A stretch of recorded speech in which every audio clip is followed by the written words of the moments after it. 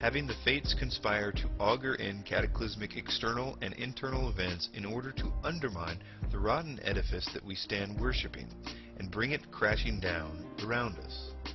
As this photonic light gradually intensifies, most people's consciousness are going to rebel, as we all do when a bright light is shined in our face.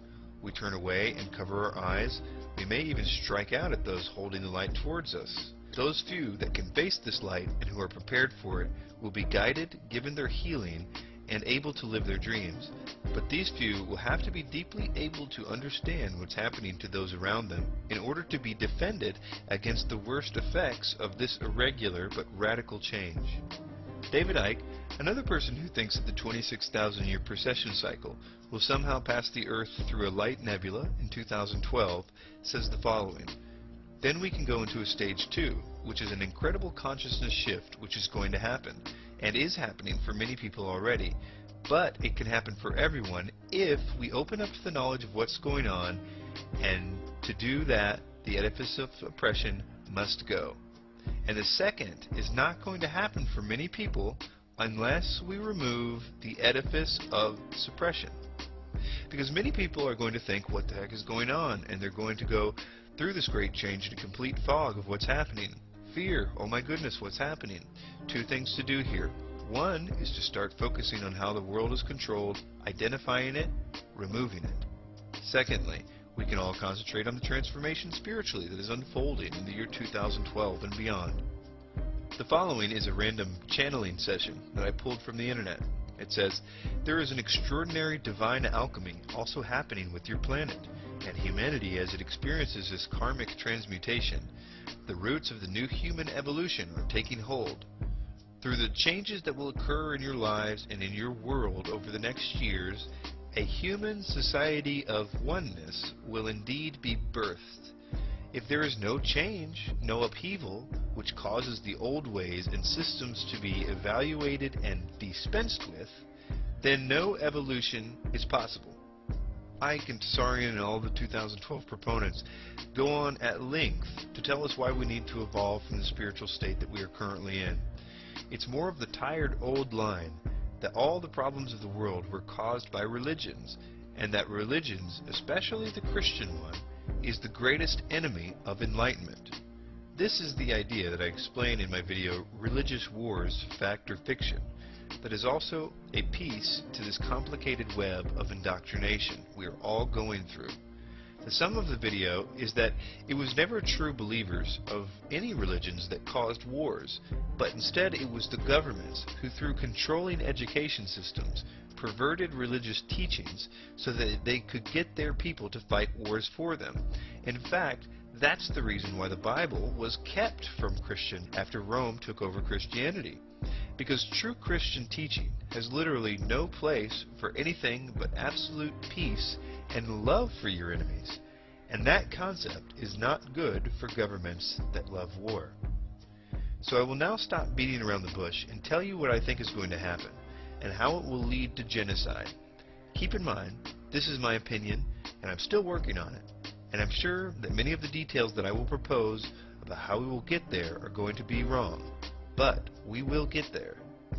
A major war will be set up by those that have the power to make things like that happen. I think there will be an effort to make this war seem like the same war prophesied at the end of the Bible, in order to give credibility to their next move. There will also be, before that, an effort in the coming years to make a man seem like the biblical Antichrist. They will make it look like he has made a peace agreement with Israel and the whole bit. They will put him in charge of some quasi-global government, maybe the UN or the EU. This system and man will essentially be the fall guy. They will be destroyed to make what comes after them seem like the prophesied utopia. The culmination of this system will be a nasty war in the midst of terrible economic devastation. Basically everything that can be engineered to go wrong will be going wrong at that time. It is my belief that they're going to make this be around 2012, and possibly even December 21st, 2012. But it doesn't have to be. It just needs to be close to that date for it to work for them. An event will happen that they will control that will activate all the years of indoctrination that we have been subjected to over the last few years. The following could happen a number of ways, but many things will be accomplished with it. I have hypothesized in the past that it could be done with a false alien manifestation, where we are all saved from ourselves, just in the nick of time, by them. And I still think it will have something to do with this, i.e. extraterrestrials. One of the reasons is because it would also activate some of our other programming at the same time. Namely, that we have been, in the same manner as 2012, taught to think that alien existence equals no God. And so it would help us to go into the new system united with a new belief about our origins, as well as a worldwide rejection of God. This will be important later. This new religion will be one where man believes himself to be God, again activating years of latent programming.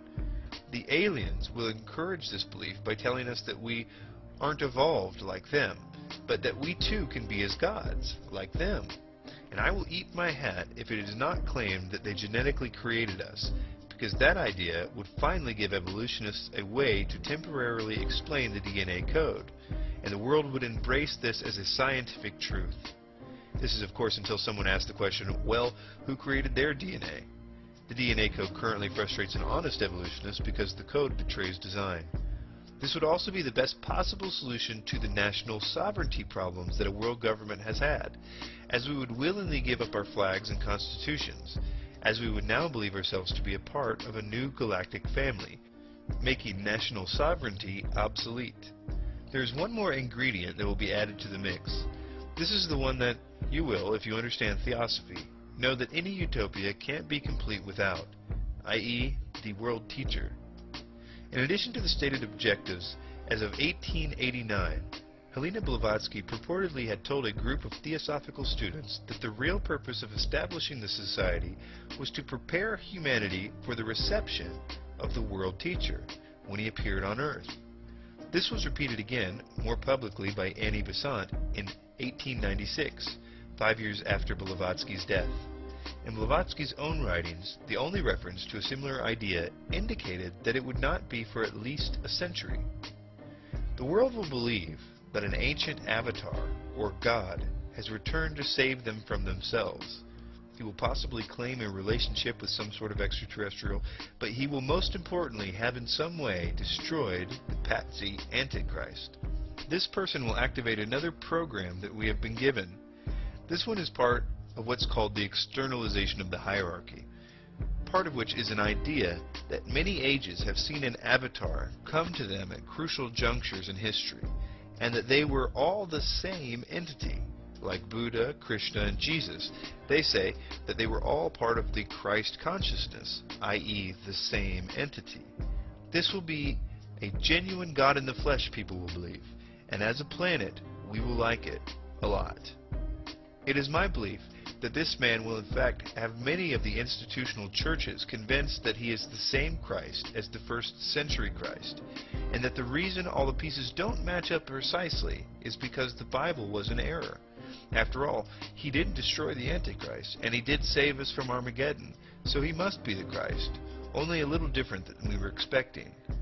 The lukewarm churches will embrace his message totally, as will the rest of the world. And like Hitler after World War I and the Treaty of Versailles, he will promise a brighter future than the one that people have just witnessed, one with no more wars, no religion, a new world order.